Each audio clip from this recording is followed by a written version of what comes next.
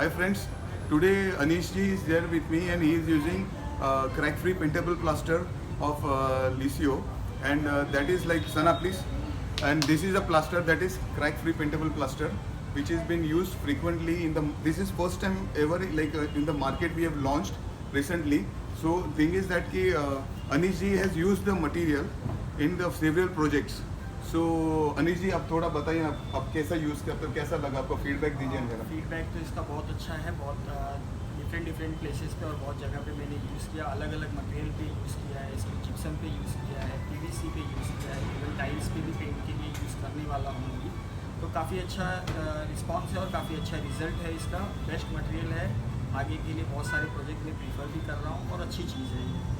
Great. और कुछ challenges है आपको कि इसमें कि क्या कर सकते हैं, कैसा आपको कुछ करना है नया एक्सपीरियंस में, लाइक बाकी सब परफॉर्म कर रहा है ना? परफेक्ट, कोई प्रॉब्लम नहीं है। मेन जैसा एक एक्सपेक्टेशन होना चाहिए वो हिसाब से सारी चीज़ फुलफिलमेंट है इसमें। ओके। एंड क्रैक्स नहीं आ रही ना? नहीं बिल्कुल नहीं। ओके, सो आप अच्छी तरह सब क्रैक फ्री रियली है कि इसको 2 कोट में करना पड़ता है। फर्स्ट कोट एक बार अप्लाई करके सेकंड कोट जब करेंगे तो एकदम परफेक्ट काम होगा, कोई प्रॉब्लम नहीं।